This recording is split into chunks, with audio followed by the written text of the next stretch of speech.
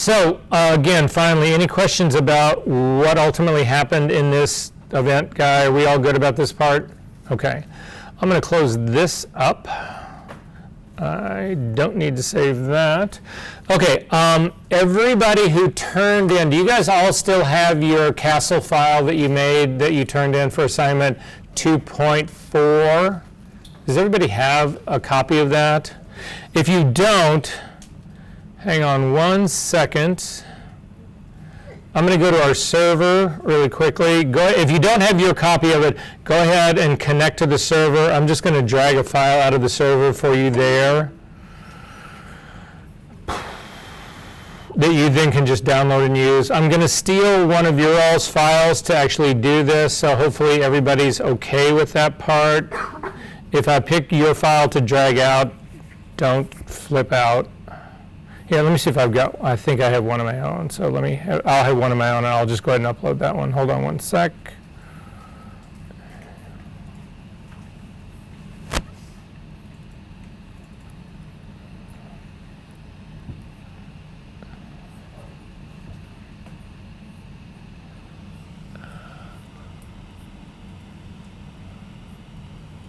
Yeah.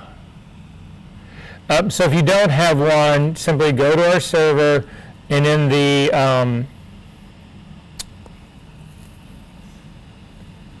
as soon as this uploads. Okay, yeah, there should be a thing that's just called castle.psd.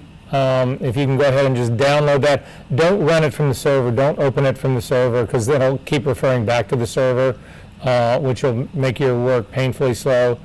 But for everybody else, for the most part, you can either use this file, or you can probably, because I'm going to guess, I could be wrong about this, but I'm going to guess that the problems are all the same.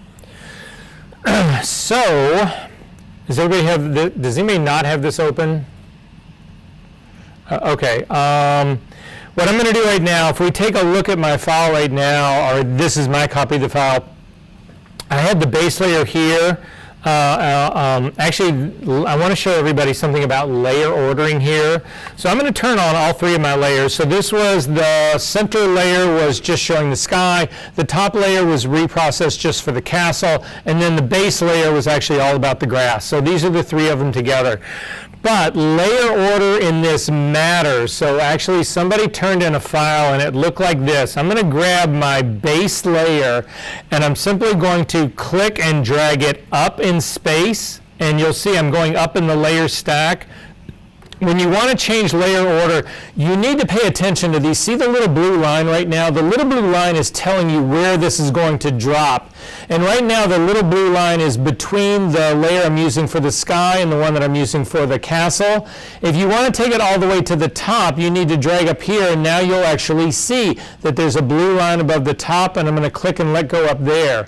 And now you can see that I've got the base layer on top. However, the base layer on top is hiding all of the work that I've done underneath it. So you don't see the reprocessed sky. It's all still there. If I turn off the eyeball, it's all still there. The processed sky is still there. The castle's still there. But this now is covering everybody. So layer order in this makes a huge difference. So I'm going to drag this back down to the bottom, and you can see now, without changing anything, my layer ordering and my stacking is fine right now. That was never the problem. It was just the layer order to begin with. Does that make sense to everyone? Okay, so what I want everybody to do, though, is zoom in to where I'm going to call it the heather, just because it sounds like such a great word, where the heather meets the sky on the top left-hand side.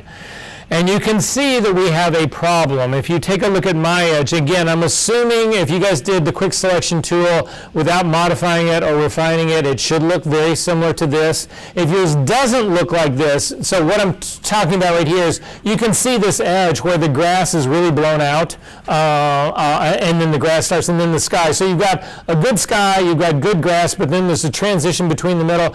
That selection in there is just blown out. And so what's happening is that I've got a reprocessing that's causing that edge to be actually too light. That's what my problem is right here. So I want to show you guys about how to refine that edge, and I'm hoping they have not removed this feature from Adobe 2024, but who knows. So here goes. So the problem that we have with this, I'm going to You don't need to worry about the castle right now. As a matter of fact, you can turn the castle off. You don't need to actually worry about that part, that layer. I'm really working on the difference between the, so maybe it's right up here, this computer right here, and that one right there.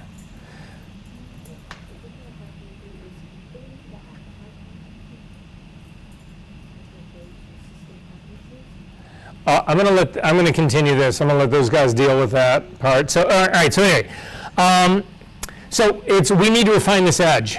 And now there used to be a tool in Photoshop that was just dedicated to doing refine edge, and you could get to it really simply.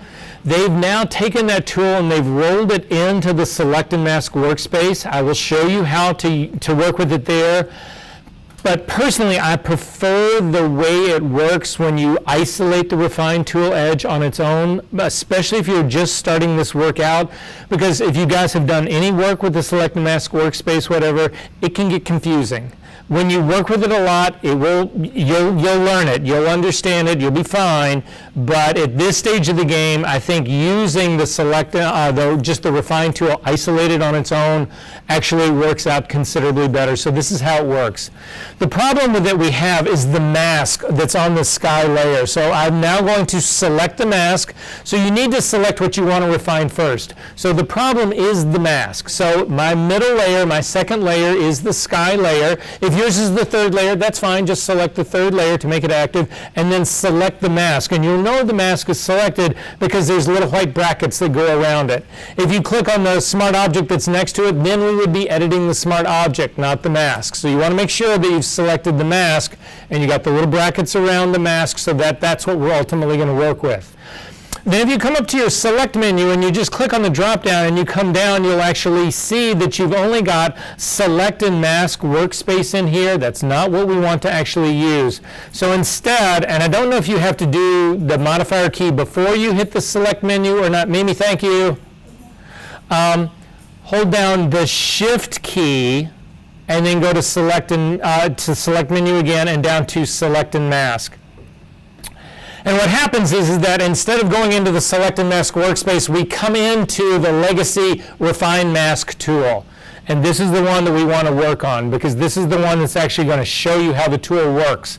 So even if you choose to never use this tool again, when you go into working with the Refine Edge in Select and Mask, it's based exactly on this engine. Make sense? Okay. So here's the thing that you need to know about it. And the first thing in the drop-down menu for View Mode, say what? So don't hold down the select menu at all now. Are you certain that your mask is selected? Okay, then hold down your shift key and then go to the select menu, down to select and mask, holding the shift key the whole time, and let go. Oh. Got it? Okay. So if you want to see this in real time, which you do, click on your view for the drop-down menu, and you want to come down to on layers. It's sort of down. You'll notice that this is also very similar to the select and mask. However, it doesn't have the onion skin in it. The onion skin is the very top view in select and mask. We don't need the onion skin for this. We just need to see this on layers. And when you do that, what will then happen is that all the changes that we actually make in this, you'll actually see in real time, because it's showing you the composite of these two layers. We good on that part? Okay. I'm going to move this guy a little bit to the side. I'm actually going to zoom in on this just a little bit. So here's the thing that you need to remember about the select and the refine tool here, and also the refine brush that's in select and mask. There was a group of high school students who actually came up with the algorithm that does this. Adobe saw it and they actually bought it. So these kids are probably living a really great life. I'm imagining on some beach right now with a pina colada, drinking underage. Actually, they did it long enough ago, they're probably not teenagers anymore. But anyway, it's just the whole story about it is pretty remarkable. But here's the trick. This tool does one thing, and it either works where you tell it to work, or so you say to it, I want you to do your magic here, but not here. It either works 100% or it doesn't work. There is no slider in here. There's no strength slider in here. There's no opacity slider in here. You cannot use this tool twice. Once you use it the first time, the results that you get are just the results. If you come in here and do it a second time, it's not additive, it doesn't do more of it. Again, it either does it for you or it doesn't do it for you, and there is no other in between. And it's the most important thing to remember about the tool, because people will use this thing over and over and over again, and they're just getting the same result, and it's pointless. So the trick to this is that you say, I want you to use the tool here, but I don't want you to use it here. That's the whole idea, and that's what we're going to look at right now. So you understand how to discriminate between this. Make sense? Okay. So from the beginning, if you take a look down, now that we've actually done this part, if you come down, I'm going to skip the show radius and show originals. I'll get to that and what that is in just a second. There is a tool in edge detection that says Smart Radius. And Smart Radius is for stupid people. Don't use it. It doesn't work. It's just, I don't know who they were trying to sell this to, but anyway, we're going to do this work manually, what that tool is supposed to do behind the scenes, and doesn't do it. But you've got a radius slider here, and I'm going to actually ask you to grab the radius slider and drag it up till it goes to be like about 5 pixels. It doesn't have to be perfectly exact, just something that's close. I got to 6 pixels and let go. And you can see that my edge actually did get better in here. I don't know that it's actually perfect in here, but my edge actually did get better. If you want to see the original back again of before and after, there is no preview button in this box. There's no way you can turn the preview part off, but you'll see at the very top where it says Show Original. If you click on that, it shows you what your original looked like before you ran this tool. So basically it is the preview check mark here. So this will show you exactly what it is you're doing. The more important thing here, though, is to click on the Show Radius tool. And what you'll see here that's actually happened is that Photoshop has gone in here and it says, okay, where's the edge of the mask? And what it's looking for is this edge. You can see on the mask right here where I go from a white background, from a white part of my mask to the black part. Again, the white part is allowing the work that we did on this to impact the sky, but it's hiding all of those adjustments from the grass and from the castle, the way masks work, right? Yes?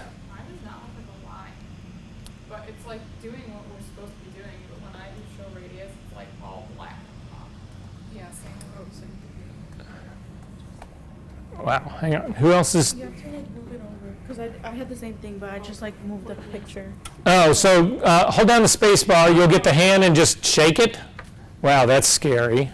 Yeah, I saw it was like just straight, and then I was like, That is what I'm talking about, but I don't know why you're getting that. Have you got any other program running at all on your computer? Nope, just Photoshop. Okay. I wouldn't call that a bug, but right now you don't need to really worry about this entirely. I just want to show you what's going on and why.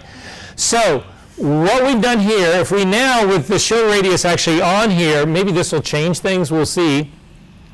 Grab that radius slider and drag it up to like 20.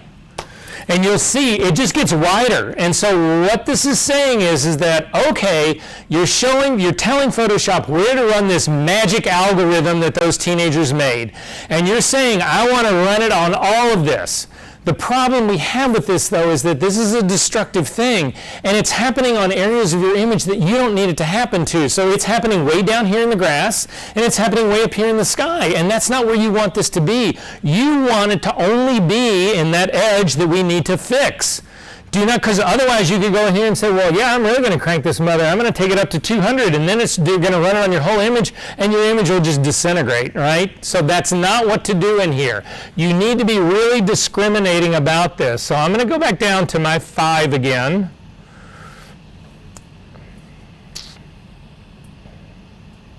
I'm going to turn off show radius. And then I'm going to go looking around at my image and sort of see what's happening here using that on and off show original part. So I like what it did to the grass. If you hold down just your space bar, you will temporarily get the hand, which will allow you to click and drag over. And you can start to examine what happened to everything else. And what I want you to do is come over to look at the top of the castle, because this is also happening to the top of the castle. If you click on your show radius, you'll actually see it's running right along. Again, it's just tracing the outline of that mask, and then it's going in our case, because I'm 5 pixels here, it's going 2.5 pixels up into the sky and 2.5 pixels down into the grass, which is establishing the edge. And I say, okay, I want you to do this. But look what it's doing. It's impacting, it's actually covering the whole top edge of this castle. If you turn off the show radius and turn on your show original again, what you'll see is that it's actually rounding off all the tops of the bricks on the castle. It's doing really destructive work to that part, and that's not what I want to actually have happen here. If we take a look at the very top edge of the castle and we undo the show original, look what's happened here. It's actually brought in this white line on the very top of this. That's not better. If I show, this is actually, that's with the original. If I show it without, but again, it's rounding things off. If you take a look, there's some metal structure that's up at the very top. You can actually see that it's actually blurring out this whole area that's actually right into here. I don't want it to be on this whole edge. I want to constrict this just to the very edge of the castle where I actually need it. So I'm going to drag this radius slider down to like a 2. And again, use my show radius on and off and say, am I happier with what that did? And in my case, it gets rid of the white halo that's actually on the top, which is the part that I'm struggling with all along in here. So it's actually taking care of that. So now this is a much, much, much better radius that I've got on the castle. And if you click on show radius, you can see right now it's a really thin, skinny line that's going around us. However, if I go back to my grass area right here, you can see that the radius is not big enough to fix the problem on the grass. So I need to be able to have both. And so what I'm going to do is I'm going to leave my radius at 2 for the castle, but I need to build the radius on the grass larger. To make it bigger, you use the brush tool. So if you look at the refine mask tool, there's a magnifying glass and a hand tool at the very top and left-hand side. That's normal. Everybody knows what that is. But underneath it is a brush. If you click and get a drop-down menu, you will see that there's 2 options. There is a refine radius tool and an erase refinements tool. You want to pick the refine radius tool, the top one. This is the one we're going to actually work with. It is a brush. You'll notice that you actually have a size control in your options palette that's right up here.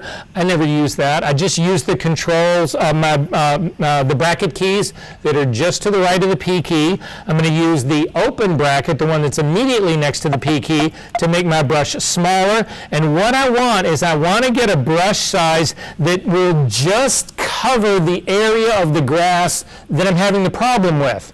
So it's a relatively small brush, and I'm going to just paint it along that line. So I'm going to hold down my space bar and drag this all the way over so I can start on the far left-hand side of my image. Mine is more letting me, like it doesn't show the brush, it's just like an edge, or like a crop. Okay, so undo your show original so you can see it, and now you're good. Oh, okay. Okay, and make your brush considerably smaller because it's way too big.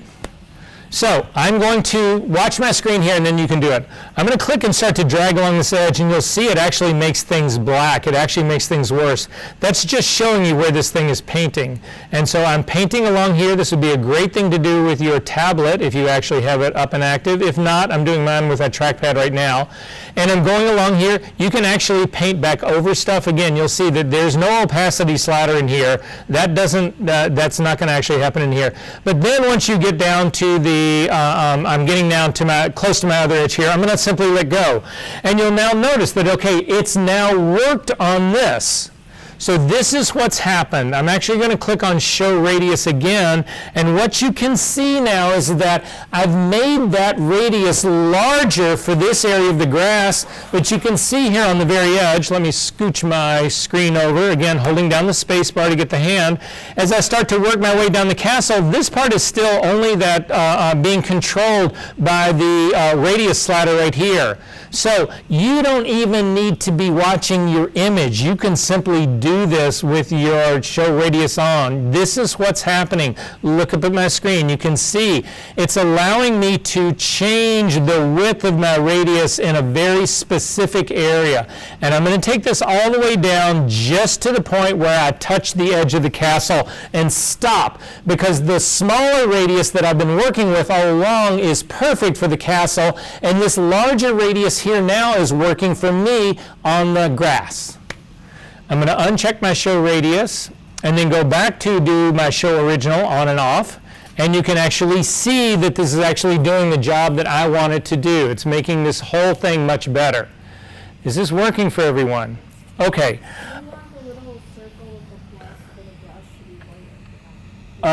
It doesn't make a bit of difference. It may be changing just depending on what it's painting on. So if you're painting on a very light area, it changes to black. I mean, sometimes, but at any rate.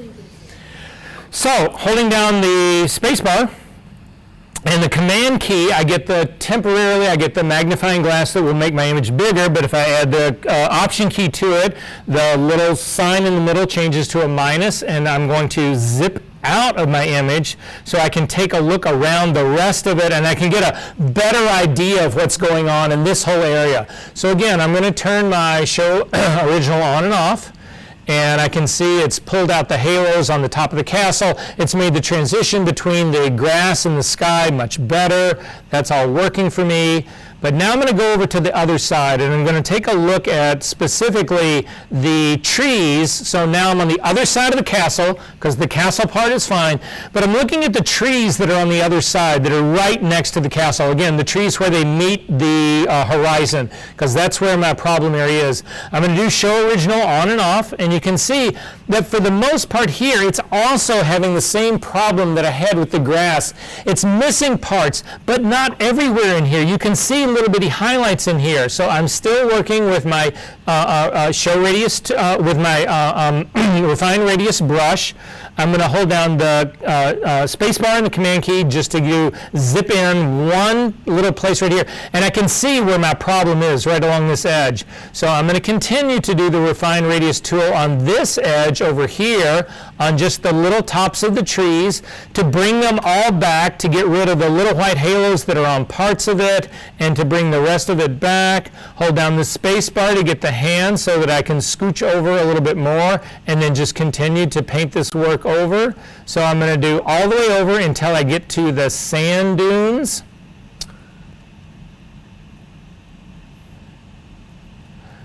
And when I get to the sand dunes, I need to do a check on see sort of like where I'm at and what the difference is. So I've actually now got the treetops that are along from the castle to the sand dunes. That part's worked out well. But now if I go to my show radius and show original and turn it on and off, you can see that there are ridges that are happening along the top edge of this, and there are highlights on that.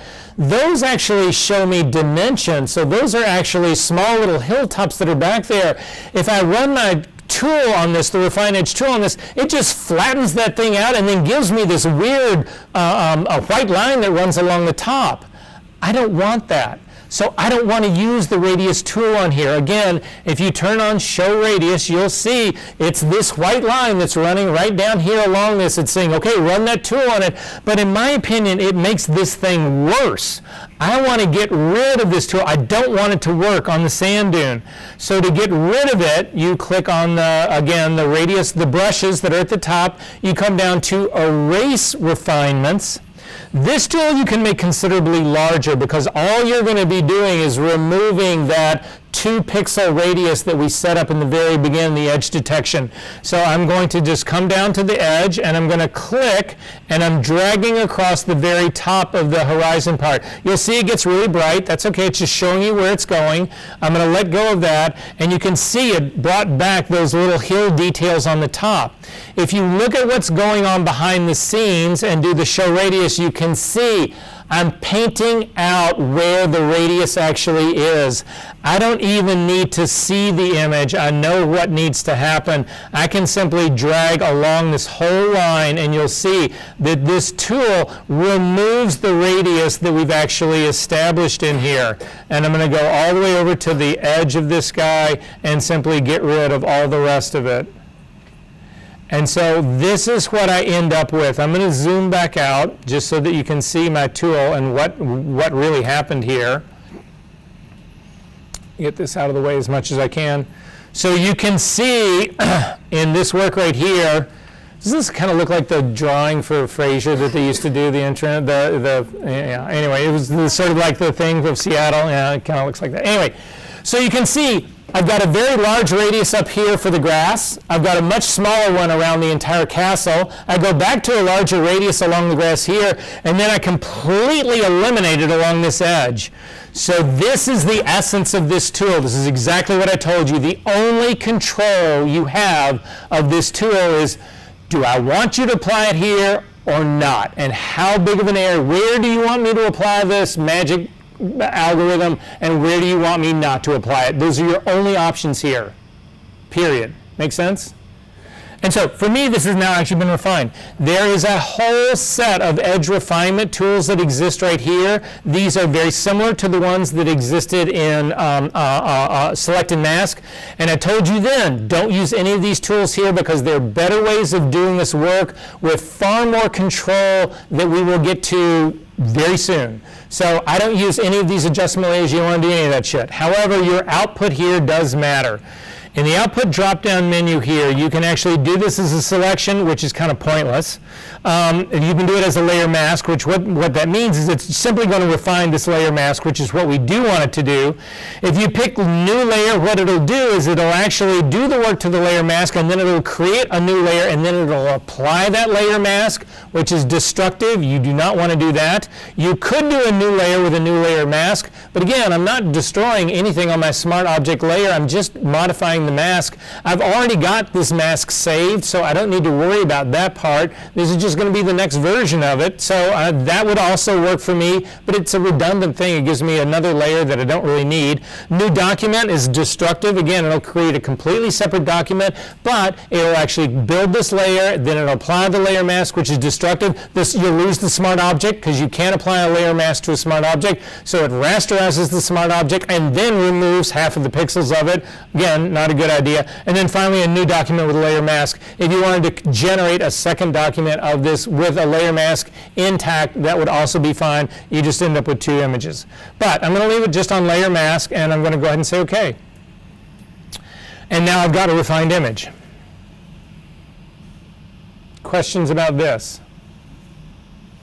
Okay, great. If you now really quickly, just to make sure that you understand this part as well, if we go into Select and Mask right now, again, make sure that you've got that second layer, the layer mask is actually selected, and come up to the Select and Mask, select menu down to Select and Mask and come in. The very same tool that you've actually are working on, we can actually change your view from onion skin down to on layers. It'll show you the same thing, and this is the Refine Edge tool that's right here. And again, you'll say it says, instead of saying show radius, it says show edge. It's the same thing. Instead of saying show original, it's showing original. You'll see it's got the P key, which classically in Photoshop dialog boxes stands for preview. So that part's actually on here now as well, whatever. So you can do some of this work, but I just find it more intuitive to do it in the tool that I just actually showed you guys. So any questions about this part? All right. So in order to get to that Refine Edge, you hold down the Shift key before you select and Mask. Yeah, it's one of the tricky ones. I wish that they just would give us another menu item that had that, as long as they're going to allow us to still use it. All right, I'm going to cancel out of that. If you want to save your work, because it was your work, go ahead and save your work. It's not going to be an assignment. We're not going anywhere else. We're going to move on. Okay.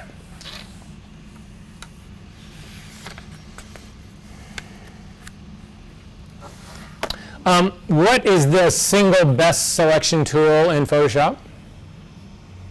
We've looked at a lot of them.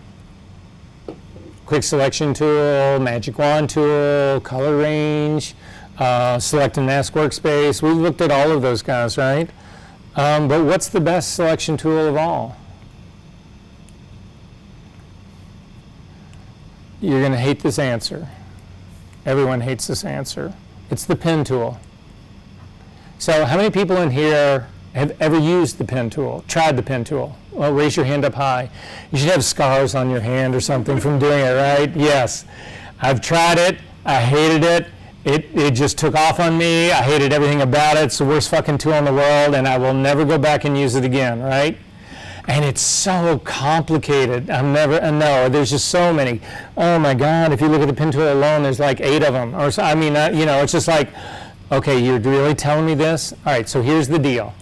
I promise you this. So it is the best selection tool that there is, and the reason I say that is because you, and we all know this, when you look at an image, you know where the edge should be. I mean, you can see it, even though it might be really close or almost identical in color and tone to the background, your eyes can spot that image, you know that edge, you know exactly where it should be, but damned if you can find a tool that will actually find it. So what people end up doing is, they'll build a mask, and then they'll go in and they'll try to refine it with a brush. And I see this happen all the time. And they'll brush a little bit, which actually makes the mask too big, and so then they change they'll flip the background color to be black, and they'll paint it again to make it smaller, and then they go too far in that, and then they make it bigger again, and then smaller again. And you just go back and forth, right? And an hour later, you don't have any better of a selection, and you're frustrated, and you're angry, and you're just like, fuck this, I'm gonna go ahead and say selecting mask works great. I'm gonna blame it on Adobe, because they couldn't get their shit together, and I don't care, I'm just gonna pick another image. I hate my life. Why did I get into, I don't want you to have that anger and that angst. I want you to be happy and all of that, whatever. So, the 2 things here. Number 1, it is the pen tool. I'm going to show you how to use it. And number 2, you are still going to be hesitant about using this tool. This is still going to happen. You're still going to be going, oh, I can paint that thing in, or I can use the magic wand to get that guy. The quick selection tool will find it. Or, wow, he just showed me refined edge. I can do it with that, whatever. And an hour later, you're still going to not have it, and you're going to get really frustrated again, and you're going to go through that experience all over again. So, 2 things. Number 1, know that the pen tool is the best selection tool. If you ask anybody who is really proficient in Photoshop, especially people who are doing compositing work, that kind of stuff, whatever, they will tell you this over and over and over again. I don't care who they are. If they don't tell you this, don't listen to them, because they don't know what they're talking about. So that's the first thing. The second thing is, so I'm going to make this easy for you, not easier. The second thing is that after this class, you're going to come up, you're going to have a file, and you're going to go to it, and you're going to look at it, and you're going to say, in the back of your mind, you're going to hear my voice going, use the pen tool, Luke, use the pen tool. And you're not going to use it. You're going to still go after that fucking magic wand or the quick selection tool. And an hour later, you're going to be frustrated and angry, but at least now you will say, well, Verser told me to use the pen tool. I'm going to give that a whirl. And 20 minutes later, you'll have the perfect selection, and you're off to the races. So that's what we're going to do here today. We're going to learn how to use the pen tool. When you need it, there's just absolutely nothing that will replace it. There's nothing better. So anyway, to start with it, we need to go to our session. Is this really session 4? God, that's kind of freaky. Okay, anyway, so in our class sessions, you need to go into your class session number 4. And inside that number 4, you should see a file, it's sort of at the bottom, called viacompath.tiff. Can everybody find that guy? And just double click on it. It should launch into Photoshop, and you should get this, oh, that reminds me, you should get this warning, but shout out to 2 other people. I'm not going to have this right here. Everybody right now, hit cancel for 1 second. There are people who still do not have their color settings right, because when I opened up some of the files, I got errors. I need everybody right now to check this really quickly. Up to the edit menu. This is for Windows as well, for both of them. Down to color settings.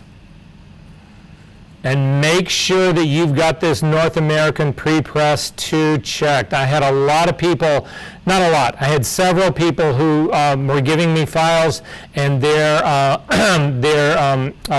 profile was actually based on the, it was a monitor profile, and it's actually I think it's either image P3 or it's actually a D monitor profile, but it's not Adobe RGB. You need to make sure that this RGB is Adobe RGB and say OK. So again, edit menu, down to color settings. And again, if you use the drop-down settings to get the preset for it, North American Prepress 2 is the one you want, not North American General Purpose 2, which is the one that Photoshop ships with. And then just say OK. All right. So now you can open that Viacom TIFF file. Not that that has anything to do with it. You should get this warning because, again, this thing is actually, it does not have an embedded profile. Now, in this case, we're not worrying about color. It's a black and white image, so we don't worry about color. You could click on this. We'll just leave as it is, don't color management. Or you could say, I want you to assign Adobe RGB to this because this is our working profile. Or if you knew for some specific reason you wanted a different profile, that's what this last option is down here. And you can click and you can make it any profile that you actually want in here. But in our case, we don't need to color manage this. You can just say, OK, it doesn't matter. So you should see a thing that says, it's a very faint outline of Viacom. By the way, pen tool work. Do not use your tablet. The problem with a tablet is this. So you need really precise work. And what happens is, if you're hovering over your tablet to do a pen, you want to set a point at a very specific spot. So you hover your cursor over it. You can't touch the tablet yet because you're trying to get in position. So you get in position, it's perfectly right over the spot you want, and then you drop your cursor down onto your tablet. Your cursor will move. And you will not land on it, and you will be frustrated as hell. The single best thing you can use is a mouse. Because with a mouse, you can actually drag it, your cursor right where you want it, and then click the mouse. You don't move the mouse, you don't do anything else, and it'll put that point down. Trackpad is okay, but a mouse, again, if you're doing serious pen work like we're going to do here today, a mouse is the best thing that you can have going for you. If you want to use a mouse, you can actually unplug the mouse from these computers right here and plug it into your computer, and you'll be fine. And now that I've said that, I think that's what I'm going to do.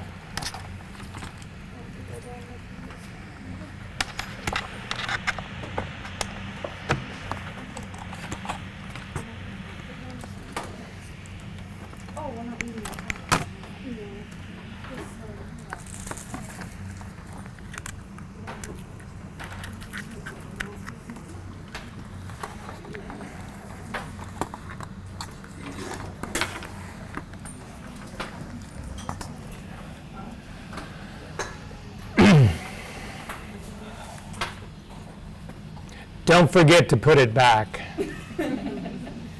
You'll really piss a lot of people. Someone's gonna comment. Sodium. Most of these mice are plugged into the keyboard, not into the back of the computer. They're plugged into the keyboard. Wherever it's plugged into, but it should be the side of the keyboard. That's how mine's set up here anyway. It's the prank I used to do with people I worked with, put tape on the mouse. Do what? Put tape on the Oh, exactly. How do y'all? God, I love that idea. I mess with people all the time. It used to be, they don't do it anymore, but it used to be with a trackpad. If you had one that was just plugged in, if you would just lay the stylus on the trackpad and then hide it, like put it in the back here or something like that, it takes over for your mouse. And so what happens is when you try to use a mouse, your mouse just starts to shoot all over the place. You're like trying to hit something, whatever, and all of a sudden it'll take off and go to the top left-hand corner. It doesn't know where to go. So yeah, all the things that you could do. All right, is everybody changed up? Are we ready? Okay.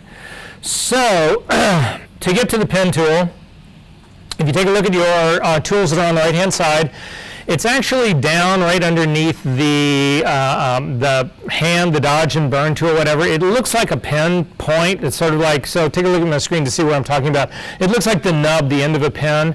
It's also got a flyout menu, so if you click on the lower right-hand side of that, you'll get a dropout menu, and you will see that you have the pen tool, the freeform pen tool, the curvature pen tool, the add anchor point tool, the delete anchor point tool, and the convert point tool. So you say to yourself already, oh my God. You're going to ignore all of them except for the very top one. The pen tool is all you'll ever use. So I have already now simplified this. There was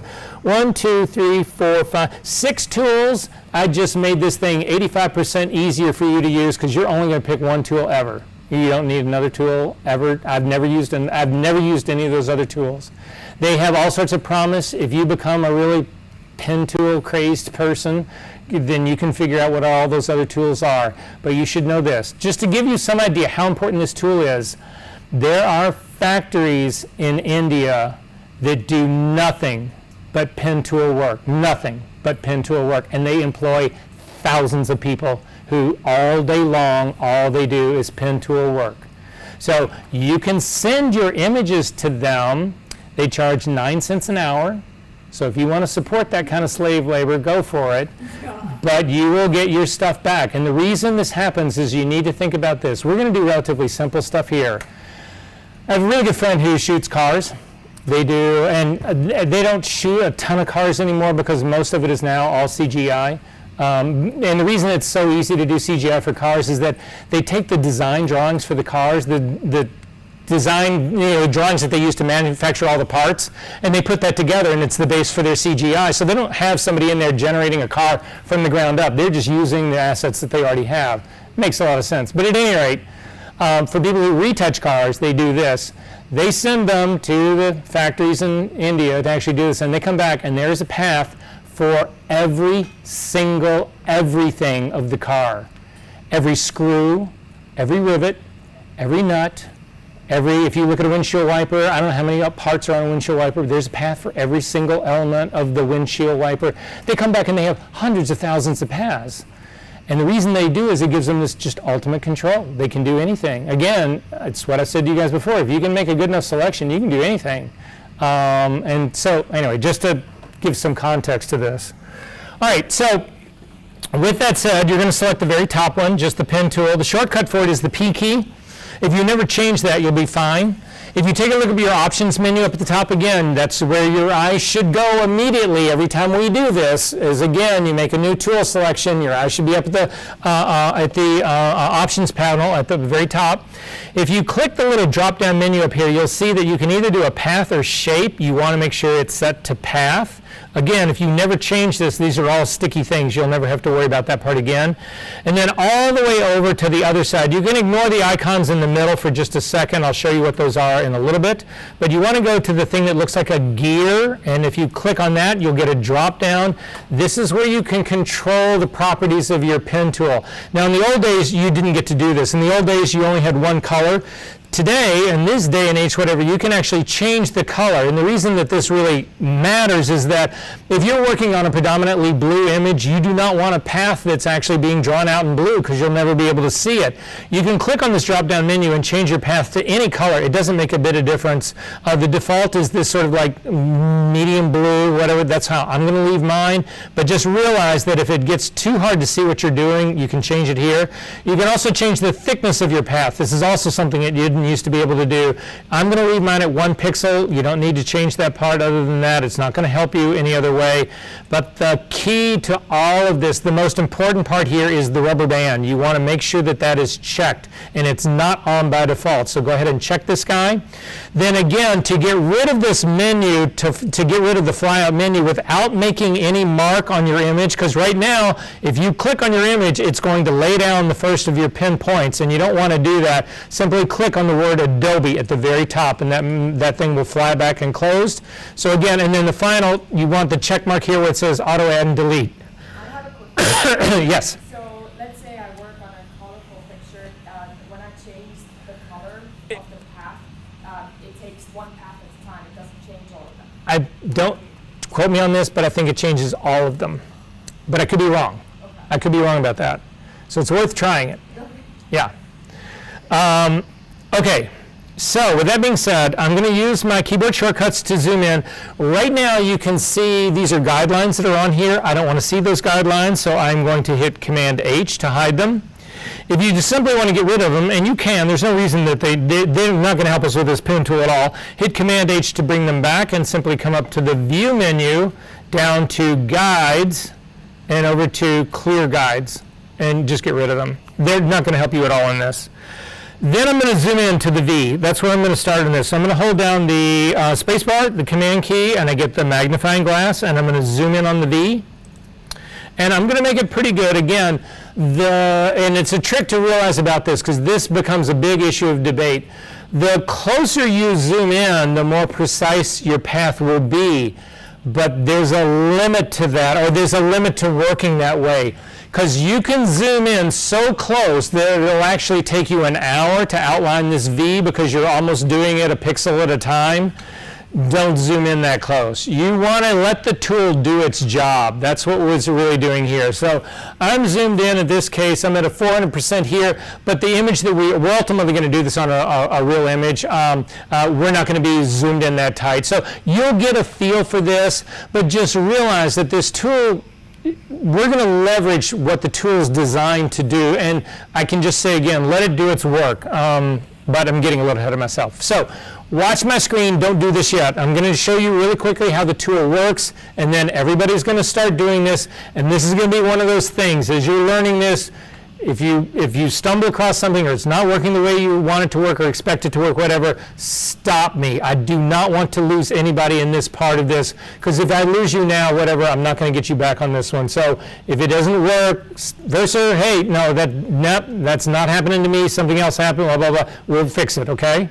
All right, so to start with, I'm simply going to come up here to the top corner, and you'll see, unlike because right now, because of the way we set up our preferences, does everybody have this crosshair, this X? Does anybody have something that looks like that stupid little pin? So if you've got something that looks like the stupid little pin, before we start, come up to your Photoshop menu, down to Preferences. Are you on Windows or Mac? Okay, fine. Windows to Preferences, and then across and down to Cursors. You good? And open that up. And right here in the middle one where it says Other Cursors, you want to select Precise and hit OK, and you'll be ready to rock. Okay, so up here to the very corner of the intersection right here, line it up and take your time about laying down your first point. Don't rush in this. There's a lot of people who say you can do really sloppy pen work in the beginning and then go back in and refine it all. Well, that just means you're doing it twice, and that just takes time, and that's stupid. So anyway, I'm going to click one point right here, and you'll see. So I've just clicked my mouse. I'm not dragging, I'm not doing anything, just click my mouse. As I bring my cursor off, you'll notice that there's a line that connects it. This is the rubber band line, and it's going to help me line up and actually land on the V point at the very bottom, and then click another point down here. If you have the rubber band turned off, so again, up to my little gear, and I'm going to uncheck the rubber band, you lose that. Now, you'll still be able to do the path work. If I come up here, you'll see, I'll look at my screen right here. If I click to do the other side of the V and come up, my path is still working, but I lose the visual assistance of the rubber band tool, which is something that you actually want to make sure that you have. So then I'm just going to complete the V. So you guys can all do the V now. And again, we're just selecting those points. Take your time, and you can see how this might not work really well with a tablet. When you get back, everybody look at my screen really quickly. When you get back to the original point, it'll turn into, again, it'll change from that crosshair to the pen tool with a little circle around the bottom of it. That's indicating to you that you are completing the path. And simply click again. It doesn't add a second point there. It actually just attaches that line segment to the very first point you laid down. And everybody should now have a V selected. Did anybody not get through that? Okay. Hold down the space bar. You don't have to change anything. Again, no matter what tool you have, when you hold down the space bar, you will temporarily get the hand, click on your image, and drag it over so that we can go after the eye. When you let go of your space bar, you get the crosshairs back. This is really important when we're doing our pen work in images, because we're going to move around a giant image here, and you do not want to be selecting tool after, selecting the hand tool to go back and then back to the pen tool. You don't want to be doing that. So anyway, I'm going to do the eye so everybody knows how to do the eye. Just again, click on a corner, come down, click on another corner. What if I want to go back to it? We will get to that in a second. Go ahead and leave your mistake in there. Here, I'll tell you what, I'll throw a mistake into mine right now, and just go ahead and finish it up. Mistakes are easier to fix after the fact. We can do, before we do the A, or the TP10, whatever the hell it is, I need everybody to click on their path palette. So if you go to your layers palette, if you're still using the retouching layout workspace that I suggested, the tab for the path palette is right next to layers. If you click on that, you will actually see a version of this actually beginning to lay out. You'll see a thing. It looks like a layer. It's not really a layer. It is actually collections of paths, any more than channels or collections of channels. They're not layers, but the metaphor works. However, most of you have not changed the size of this thumbnail, and of all the thumbnails that you want to have big like this, seeing what's going on in your path palette, this can really help give you a much better idea of what's happening. So to get the big thumbnail, if you look at the path palette is selected. If you look at the little the menu items that's on the far right hand side, click on that, you'll get a drop down menu, come down to panel options, and click on the radio button right next to the largest of the thumbnails and say okay. It'll be much easier for you to actually see right here. So while we're in the path palette right now, I'm going to actually ask you to then select below it. So I'm just going to click right below the word that says work path. And you'll see I've just clicked below it. It's no longer highlighted. I can't see my path. Those paths are still on that path layer, for lack of a better way of putting it. But now I'm going to actually start the A. And if you click on the A for the very first click, you will see that you lost all the work that you just did. And the reason that happens is that work path is temporary. It's not fixed. You will never save anything. It's just a temporary space. That's not good for us, because in our case, we need to save this stuff. We need to go back, refine things that were wrong. We need to be able to, we want to save this just like we're saving selections. We want to be able to work with this part. So if you did that, hit Command Z to undo it, and you will see it brings back your work path with the V and the I in it. If we then click on the work path to make it active, we now can continue our work. You'll notice that it brought back both of our paths. We can see them now. And now we can actually start the A. So I'm going to click on the A. I'm going to come up to the top and then just finish doing the entire A and across. I've got a mistake here in the corner. I'm going to leave because I'll go back later and fix that guy. And come down to the bottom and then again complete my work path. So this is all great, but I should be really nervous about this thing that's called work path. So to avoid that liability, you need to save your path. To do that, click on the little 3 lines or 4 lines that are the menu for the work path. So again, look at my screen to see where I'm at. The little drop-down menu that's actually over here. If you click, and you'll get a drop-down menu, and you just click on Save Path. And when that happens, it'll actually open up and it'll offer to name this thing for you. And I'm going to name mine VIA, because that's what it is. And I'm simply going to say OK to this. Now if we actually click outside of the VIA, I'm going to do the very same thing. You don't see any of the paths now because you do not have this path layer selected. If you click on it, you'll see the path. If you click under it, you don't see the path. I'm actually going to say, oh, let's do the O. So I'm going to click and drag over the C. I'm going to click and drag over for the C. So I'm going to start, and you need to watch me how I do this one because this is the tricky part. This is where you're going to learn to use the pen tool. I'm going to click on the bottom, and I'm going to come up to the top, but look what has happened in my path palette.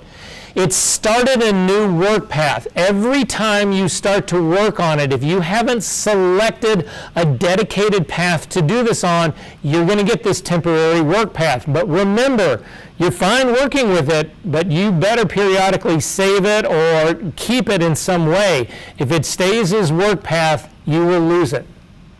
However, it's the only place to actually work on. However, so I can do the C on here, and I'm going to go ahead and do the C on this temporary work path, and I'll show you why in just a second.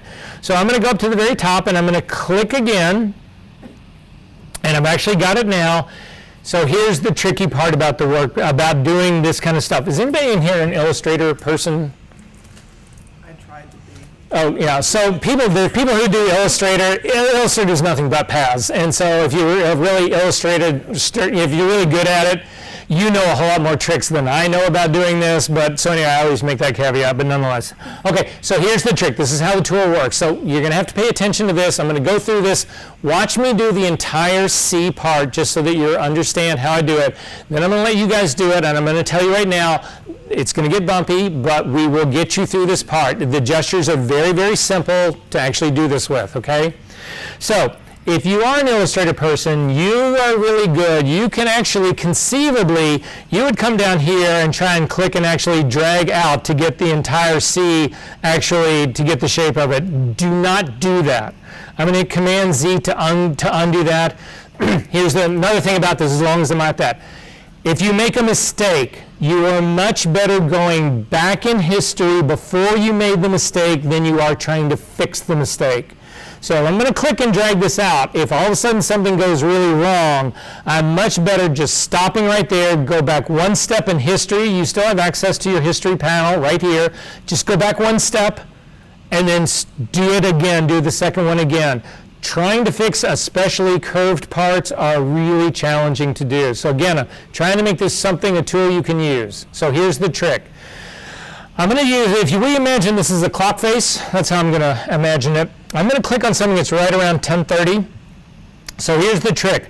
Unlike clicking and letting go of your mouse, which you've been doing for all of these discrete points, you want to click and hold your mouse down, and you want to drag your mouse in the direction you want the curve to continue. So watch what I'm going to do right here. I'm going to click and drag, and you will see it starts to pull out two control handles on this. I'm dragging this point in the direction that my curve is going to go. You do not want to drag in the direction that your curve came from. That will never work for you. So again, click and drag in the direction that the curve is going to go. The closer your handles are, the closer this will actually modify the point that we're on right now. So you can see it's controlling the second point much more than my original point way back in the beginning. If I drag out a really long handle, it actually controls the area much closer to the point that I started with instead of the point that I'm at right now. So your goal in all of this is to use all of that to actually get the line to make the curve that's exactly laying on that top part of the C like mine is right now. Let go of your mouse. Do not touch your mouse again until you're hovering right over the center point again. Hold down your Option key and click once, and you will get rid of the second control handle. This allows you to start from scratch all over again. This is the problem everybody has with the pen tool, is if you continue to do points that have dual control handles, they start impacting path points that you're laying down in the future after the fact. And then you end up with two handles that are controlling one arc, and you will get frustrated and hate your life. So to finish this up, I'm going to grab another point here, probably around 8 o'clock. Click and drag in the direction that I'm heading. Make sure that I get it to actually lay right on that line. Let go of my mouse, bring my mouse back over to the center point, hold down the Option key and click to get rid of the second control handle. I'm going to try and get the last curve here using a single point. It worked out just fine. Come back, hold down the Option key, click to get rid of that second point, and then my next point here is like all our original points were. Like, do you know if any of these lights over here affect this room at all? Because we need light in the other room. Where you're doing your printing? Yeah. You don't need light in there. That's your problem. No, wait, look, I'm not trying to bust you. I'm really trying to say, if you want your screen to look like your prints, you have to be in a dark room. You turn those lights on. If you want to see them, if you want to see once the print comes out, bring it right in here and hang it up on the wall. Thank you. Sure. I'm going to bring my cursor up again. I'm not clicking and dragging. I'm laying down a first point, just like I did my original, like I did the V, like I did the I, like I did the A. Then I'm going to come in here again, clock face again, somewhere around 8 o'clock. And it's not, 8 o'clock is not a magic number. I'm just trying to bite off small portions of this. But that's the other thing. People also will come in here and they'll lay down 30 points to make this arc. Don't do that. Let the tool do its job for you. So again, holding down the Option key, clicking to get rid of it. I'm going to come up here to around that 10, 11 o'clock. Come back, hold down the Option key, get rid of it. And finally, back to my original point, click and drag out to describe the arc and let go. So you guys can now do the C. And raise your hand if you're having problems. Yeah. No, believe me, it's tricky. The whole click and drag thing, but once you get used to it, you'll use it for everything. Trust me. Never mind, I don't know, I think I fixed it. Well, here, let me just see one. Just do a single point and let's see. So just hit Command Z and go back in time. Yeah, you got way too small, a little baby point here. So come back right here. This is good. Okay. Hover over. No, hold right over the center part. Okay. The center point. Oh, the center point? Hold on the Option key and click. You just Okay. got rid of that handle. Oh, okay. Now come down here. You can Okay. bite off a healthier It's chunk. a touch screen. Yeah. Oh, sorry. No, it's okay. Okay, wait. So now you didn't click and drag. So now let go of your Option key, click and drag in the direction you want to go. And then kind of jockey this so that you feel good about that curve, right? Perfect. Okay. Let go of your mouse. Hover over the center point again, hold down the Option key and click. And then go to like your 8 or 9 o'clock, click and drag. Charlie, you had, Yeah. Yeah. How do you do the to get rid of that? okay, so bring your cursor back over the center point, hold down the Option key and click. And then let go and come and click new point and drag it out and do the same thing all over again. Okay, drag it out, drag it out. Exactly. So hit Command Z to undo it, and then click and drag again. Yep. And In the direction that it's supposed to be going. Yep. And kind of jockey that in a little bit more. Perfect. Good. That looks good. And you just click. Hold down the Option key and click and get rid of that second point. Cool, thanks. Who else needs?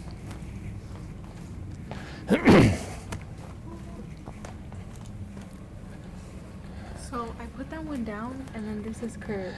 Yeah, exactly. So you haven't gotten rid of your second point. And you didn't get rid of it up here either. So we're going to go back in time. So again, it's like instead of trying to fix this stuff, go back in time, go back to your next point back behind it. So right here, this is where we want to do our first one. So hover your cursor over the center point right there, hold down the Option key, and click.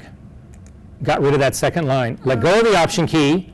Come back here to like, I don't know, 9 o'clock, 10 o'clock, 7 o'clock. You can come down a little bit more. Don't get too greedy. Come somewhere a little bit closer, up a little bit. No, up here a little bit more. Yeah. I would still come up to more like 9 o'clock. Go to 9 o'clock. You're starting out early in here. But actually on the line, click and then drag in the direction that you want your cursor to go. Click and drag again. And you're trying to shape that point. Exactly. Perfect. Good. Stop. Hover over the center point, hold down the Option key, click, got rid of the second line, and go ahead and try and finish it off. You might be able to get the whole thing. Click and drag in the direction. Nope, you got 2 points down now. So again, back in history. Don't try to fix that. Go back in history. Go back one more step, and then do it again. Click and drag. Nope, yep, good, good. And drag out this way considerably. Yep, good, just like that. Perfect, let go. Hover back over the center point, hold down the Option key, click. Perfect, come up now to the top point. There's no click and drag, it's just click, done. Come on around to, I don't know, 7, 8 o'clock. Click and drag. You may be grabbing a little too much to chew off here, but we'll see, Go ahead, see if it works. If it doesn't work, you just go back in history to undo that part. Pretty good, let go, come back, hover over the center part, hold down the Option key, click. Perfect. I wouldn't head for this one quite yet. You won't make it. Go for somewhere right in the middle. Click and drag. In the direction it's supposed to be heading. Yep, good. Just like that. Perfect. Come back, hover over the center part, hold down the Option key, click, and then finally do your last one.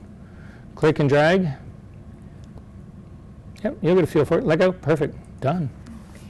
Yes? How do I save the work path? Oh, we're going to get to that right now. Okay, I know. Is everybody good on this part? Did we all get to see? Okay, fine. Couple of things about this now. So the question was, how do you actually save this work path? So there's a couple of ways of saying it, because the C is actually on its own right now. You can do the same thing. You can come up to the menu and come down and do Save Path, but that's not your only possibility in this. You can actually double-click on it, and it'll actually just bring that path dialog open, and I can actually then type in C and say OK to that. But wouldn't it be great if I had all of my paths on the very same path right here? Because as it's going right now, if I load this as a selection, which is going to be my ultimate goal in this, I've got to load the VIA, but then the C isn't going to be loaded, but then I've got to load the C, but then the VIA isn't loaded, so whatever. So I want this to bring this all together into just one. So to do it, make sure that you've got your C path layer is active and selected. Come up to your edit menu, and you have two options here. We can do a copy or a cut. If we do a copy, it will make a copy of this path. It will leave the C one by itself, and then we can just paste it into the VIA path. Or you can do a cut, which will get rid of it, and then actually we'll have a VIA C will all be on one path. So I'm going to cut mine instead of copying it, but you could copy it. So anyway, I'm going to come up to the edit menu, down to cut, and you will see that that path just disappeared. I'm going to come back over to my VIA. I'm just going to make this active, that path top layer active, and then so up to the edit menu down to paste. And you can use keyboard shortcuts to do this as well. Again, Command C will do a copy, Command X will do a cut, and Command V will actually do the paste in this. Now I've got this C path that's actually sitting there, but there's nothing on it. We don't need this guy, so you can actually throw it away. You can drag it down to the trash and get rid of it. So copy and pasting works in paths. So I'm going to go ahead and select this top VIA, and then I'm going to finish this selection. So the next letter that we get to is a 0. This is important, the way you do it. The order that you do this in becomes critical, because this can really screw people up. What you want to do in all of your path work is you always want to think about doing your outermost extreme first, and then working your way inside. So if you imagine a target, and let's say you wanted to take a target and do all the colors of the target, whatever, you would do the complete outside of the target first, then you would do the white stripe that's in the middle, that line here, and then you would do the yellow one that's inside of that, and finally the red one that's in the very center or whatever. So you're always working from the outside in. If you do that, Photoshop understands the order that you've done this in, and so then when we go to make this a selection, it actually will understand, oh yeah, that's an outside path, then there's the inside path. He wants to select what's in between those two. Make sense? If you do it in the opposite way, you can screw Photoshop up. It's not that you can't fix that, but it will not end up picking the stuff that you want it to pick. So in our case, we're going to do the outside of the O first. I'm going to start at noon. And again, I'm going to do this pretty quick. I'm going to come down to like 9 o'clock, click and drag out, come back, hover over the center, hold down the Option key and get rid of it. I'm not going to go all the way to 6. I think that's a little too ambitious. So I'm just going to keep blasting through this part. Again, they're not fixed places. Just realize that sometimes what will happen is that you'll end up having to draw out a control handle that goes so far. So look at my screen, look what happens here. If I click here, I'm just going to click here and just drag in another direction. It'll actually move your image for you, and then you can't see what you're doing, and that's a mess. So Command Z to undo that. Drag my image back. Don't bite off more than you can actually chew, I guess is really the trick to all of this. So I'm going to click and drag out. Option key and get rid of that. And finally finish it up. And then, once we get this complete, look at your preview down on your little edge right here. Your preview will tell you what your selection will ultimately look like. And you can see, if I was to load this as a selection right now, it would load the entirety of this space that's circled by that path. But now, if I put the path on the inside, so this is a second path, it's unrelated to the top one. It's just nested.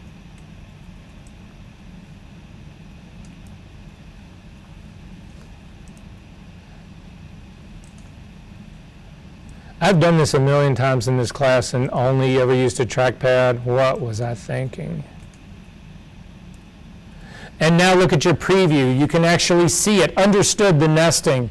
So you can now see it's only keeping the space between these two paths, and the very center of this is not, if I loaded this as selection, would not be part of that selection.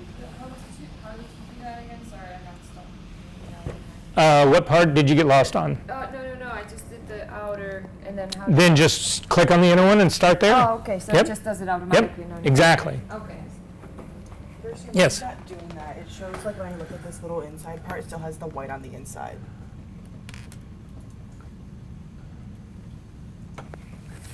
You know what I mean? Yeah, no, I can see it.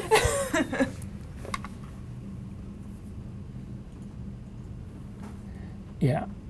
So without going too nuts on this, actually, I should use your screen and show everybody this.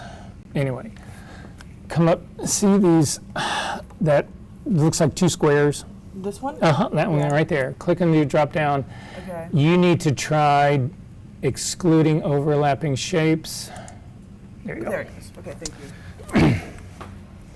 All right, is this working for everybody? Are we good on this part so far? Okay, really quickly, I want to go ahead and finish up here. Let's go ahead and do the M. Again, the M takes us back to there's no clicking and dragging, it's just your points. If you haven't made a mistake in any of your other stuff, go ahead and make a mistake right now. I'm going to do a long point right here just so that we can see how to fix these guys.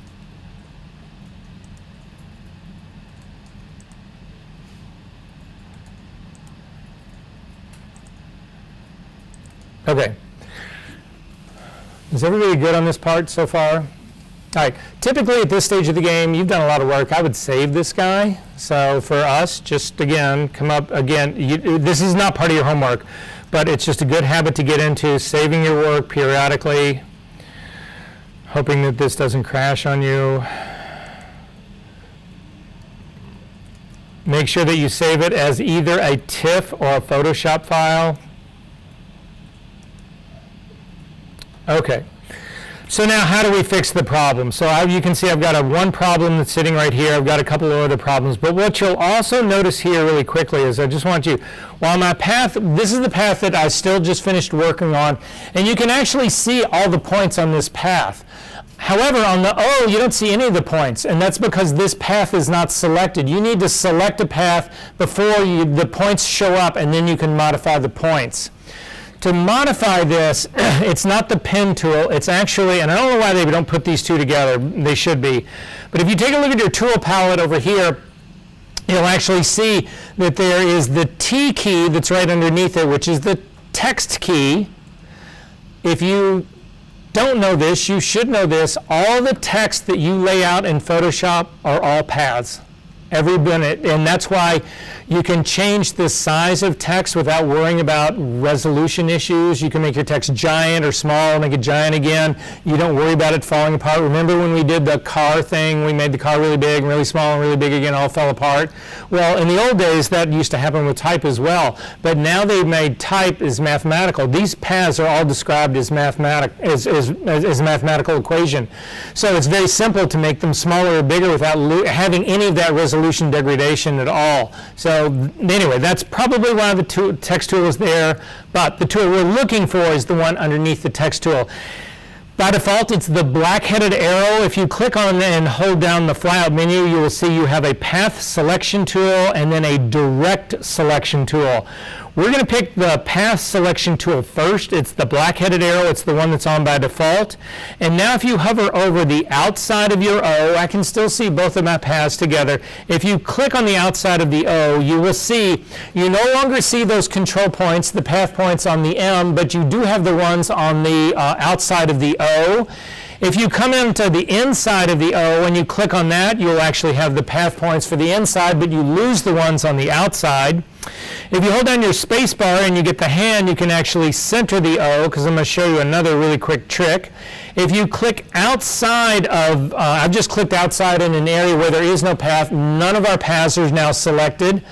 If you click and drag across both of the outside of the O and the inside, it'll select both of them.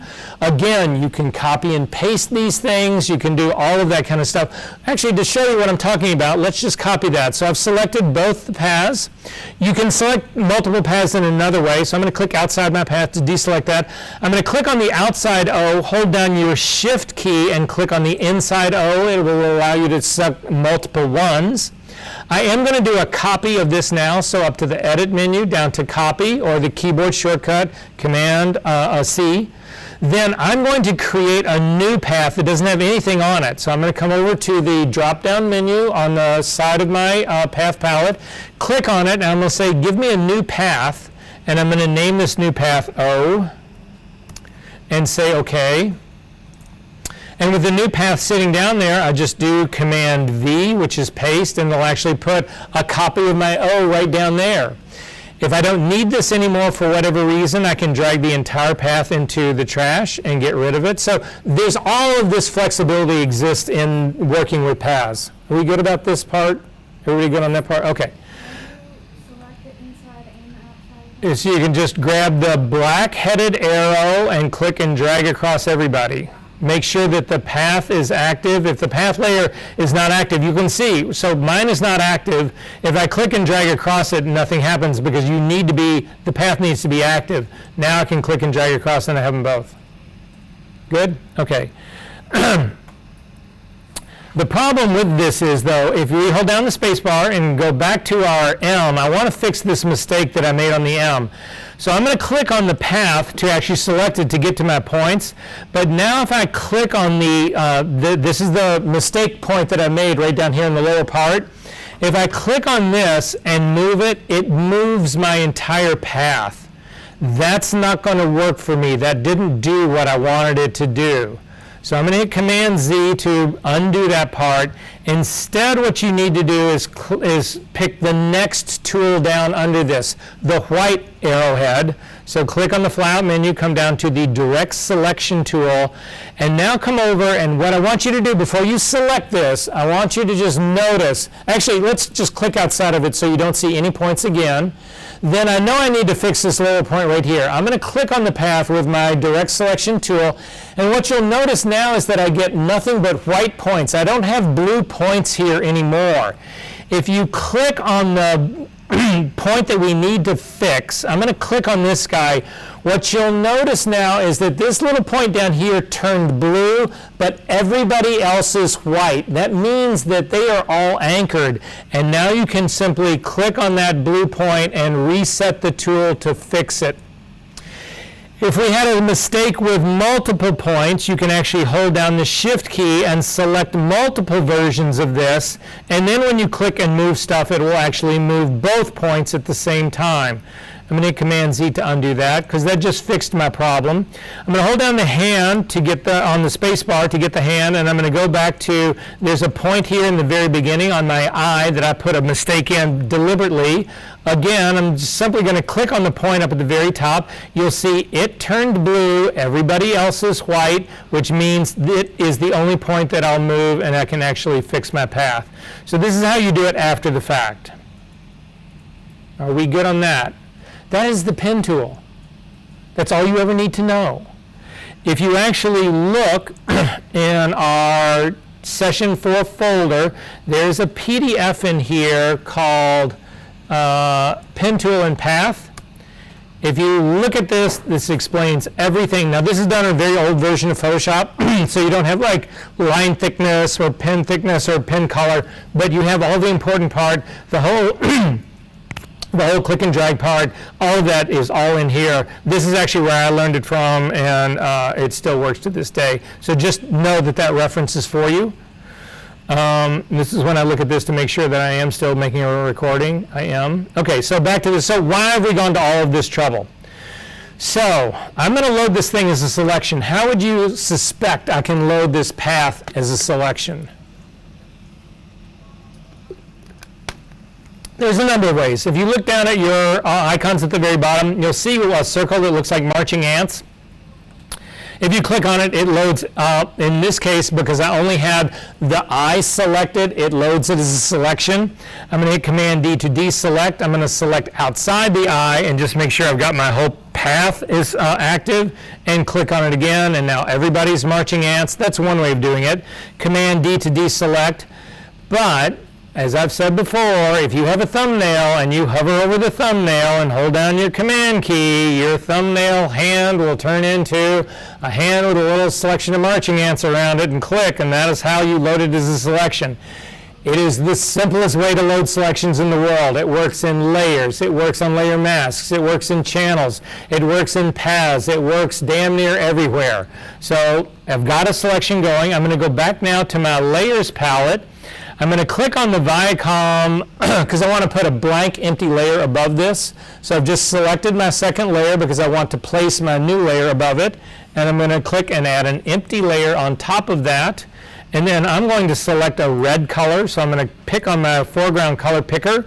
You can see that when I did that, I go actually into my Pantone color library. Didn't we look at this last week? Okay, this is a different class. Don't worry about that part. I'm just going to hit on picker, and we'll be in the place that you guys are normally used to seeing. I'm going to select the red channel. I'm sorry, the red radio button dialog box. I'm going to type in 255, hit the tab key, go to 0 green, tab key 0 blue. That gives me a pure red. I'm going to say OK to that. I've now got red as my foreground color. I'm going to make a different color for my background color. So I'm going to click on my background color, and we'll make it a pure blue. So to get to pure blue, I'm going to select my red value again in my color picker dialog box. How did you get the layer? The layer one. You just like dragged it. This layer right here. Oh, so did you select Viacom? I did like the selection. Which is fine. The section doesn't have anything to do with your layers. That's fine. So go back to layers. Click on Viacom. And then all we're going to do is click and add an empty layer on top of it. And there you go. Okay. Nope, not doing anything with selection yet. So again, I just made red as my foreground color. So click on your foreground color picker to bring up red. Type in 255 for red, 0 green, 0 blue. Say OK. For my background color, I'm going to click on the background color swatch, and I'm going to make a pure blue. So if I click on, let's make cyan. It'll actually be more interesting. So I'm going to put in 0 for the red, and that will give you cyan, because we've got 255 blue, I'm green and 255 blue, and say OK. They're complementary colors. It'll be more interesting. I'm going to select that top layer that I just made, the layer number 1. And again, if you want to fill with your foreground color, you hold down the Option key and hit Delete. That would be Option and backspace for Windows people, and it actually fills it. My foreground color was red, and it fills it with red. If you want to fill with your background color, I would hit Command Z to undo that, and then I would go for my background color is Command, or for Windows Control, Delete or backspace, and it fills it with your background color. I kind of like the cyan better, so that's the one I'm going to leave. Hit Command D to deselect. Double click on the hand in your, and tell me that you could do that kind of selection any other way better. Not possible. How do I do it with the background color? I click the background. So again, the thing that you need to remember about this, hang on one second, I'll see if I can show this to everybody really quickly.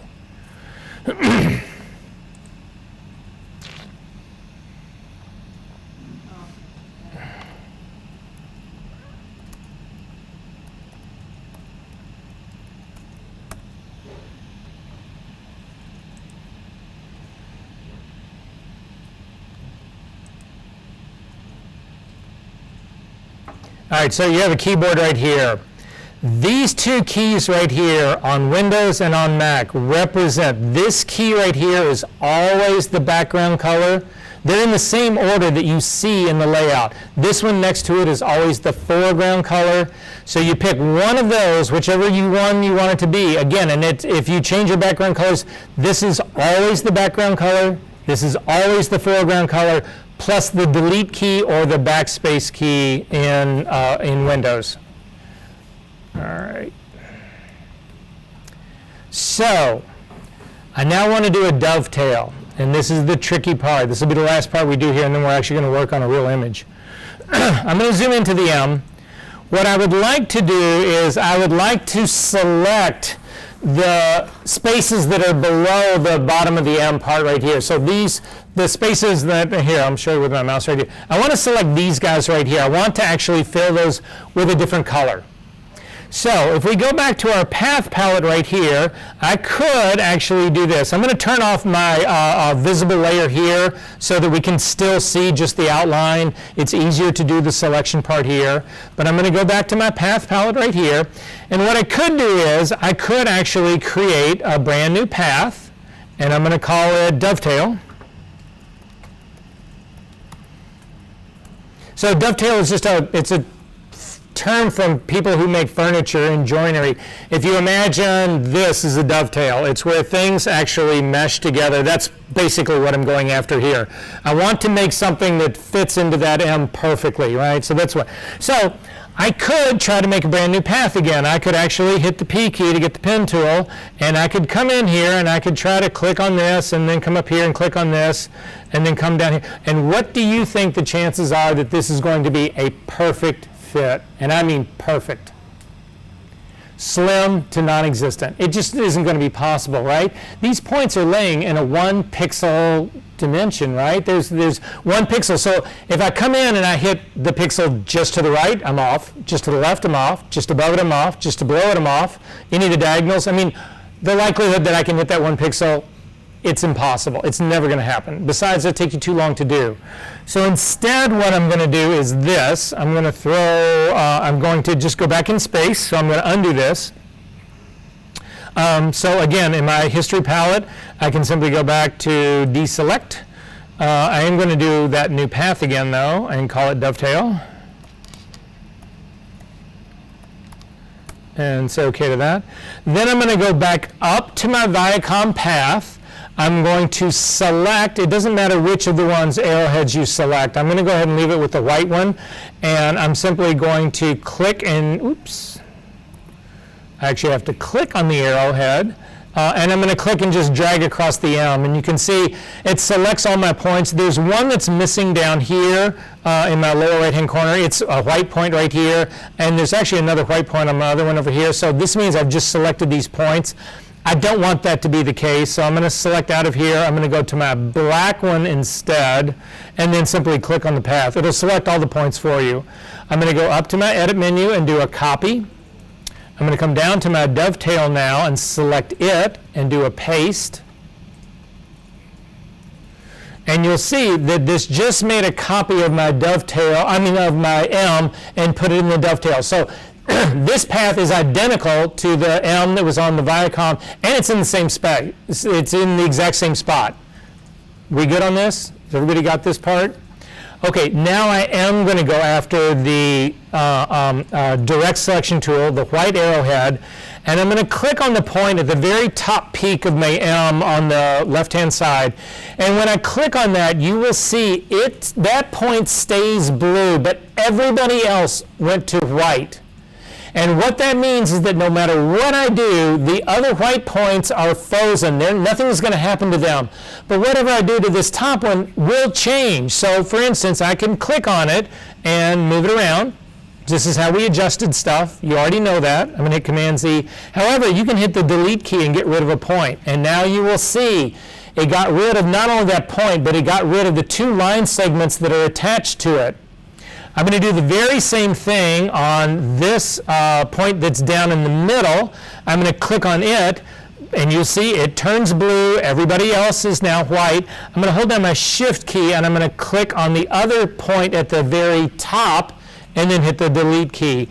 That gets rid of all of that line segment, and now what is left is the lower part that I'm going to use to build my dovetail.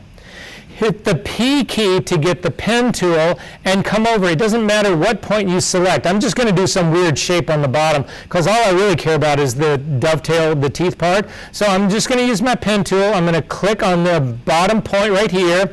You'll see that it picks up as a path. I'm going to just click and come over and then come up to the very top to complete the path. And you'll see now you get that weird little shape and with a circle next to it, completing your path. And then look at the shape that you got in your dovetail. This is now the path, but the points that are here This point, this point, this point, this point, this point, this point, and this point are identical to the points of the original M. I'm going to command click to load this as a selection, go back to my layers palette, turn on my Viacom guy, make sure that that layer is selected. Red is my foreground color, so Option Delete fills that with red. Command D to deselect. You cannot do more precise work than this. Not possible. Wait, can you do that again? I sure can. Yeah, I'm going to just go back in history to where I closed the path. So back in my path palette, do you have the other shape made for the dovetail? No. Oh, okay. I lost you there. So hang on. I'm gonna throw this guy away. No, I'm gonna throw this guy away. I'm gonna start from scratch. So I have nothing over here. I'm actually going to add a new layer. A new path. So click on the flyout menu and just do new path.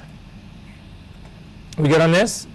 And I'm going to name it dovetail, or you can name it anything you want. But using descriptive names for your layers and your paths and your channels is really important, because very quickly in this class we're going to start getting into really heavy layer stacks and many channels. And if you don't label your stuff, you might remember what it is for the session that you're working on right now, but if you close stuff up and save it and then you open it up tomorrow and you're going to go, what the fuck was I doing with that layer? You will never know. So at any rate, naming is important. I'm going to call it dovetail and say OK to that. So there's nothing on it. I need to select my top path here because I want to copy the M. That's all I want to do. But I can't copy it if I'm on the dovetail below it, because it's not on the dovetail. It's actually on this VIA path layer. So then I'm going to grab the black selection tool, the black arrowhead, and simply click on the M. And you'll notice it selects all the points. All the points are now turned blue. And then I'm going to copy that path. To copy it, either go up to the Edit menu, down to Copy, or your keyboard shortcut would be Command C. Will actually copy this thing. Then go down, select the dovetail path layer now, and paste it. Command V will paste it, or up to the Edit menu, down to Paste, and it will put a copy of it. So now I have a copy of that on my V, right? Okay, I want to keep these points at the very bottom. I want to keep those and use them for my new path, because they are based on my original one. So I know that the dovetail will be perfect.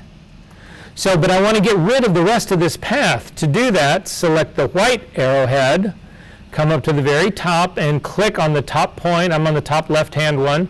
And you'll notice when you click on it, it stays blue, but all the other points are white. That means the other points are frozen. Nothing, no matter what I do, nothing's going to happen to them until I select them. So I'm just going to hit the delete key. It gets rid of that point, and it gets rid of the path segments that connect to it as well. Then I'm going to come down and click on the one that's at the, sort of at the bottom of the V. Again, I've clicked on it. It's now solid blue. Everybody else is white. But I also want to get rid of this one on the top. So I could just click on this and hit delete. I'd be fine. And then click on this one and hit delete. But I can click on multiple points by using the shift key. So I'm just going to hold down the shift key and click this one at the top. Now both of these are blue. Everybody else is white. And I'm going to hit the delete key. And all of those segments are now gone. So now I have part of the path. This path is not closed. It's got open ends. If you hit the P key or just select the pen tool, either one, and hover over, I can hover over this point, I can hover over this point. I just want to do some shape at the bottom to connect them. It doesn't matter what the shape is. I'm going to hover here, I'm going to click on this to connect it, and then I'm just going to lay down a couple of other points and come back up just so that I can complete the path. This isn't about the shape that I'm making on the bottom, it's about the dovetail, right? I've now got a completed path. Hover your cursor over the thumbnail of the thing called dovetail. Hold down your command key and click. It will load it as a selection. You get the marching ants. Come back to your layers palette now.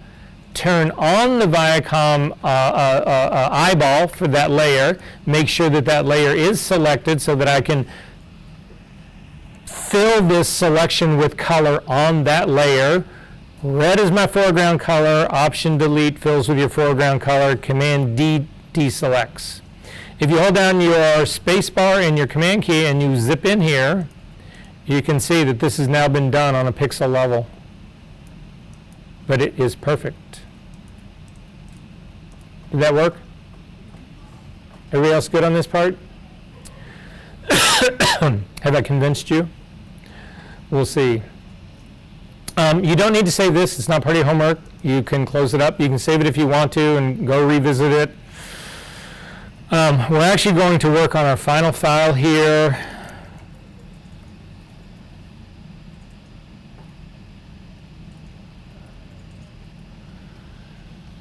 It's 6 after a hard 5 minutes. I need you back here at 10 after. We've got to get through this last part, but I can get everybody's got like the 5-minute break. So if you needed the break, run now.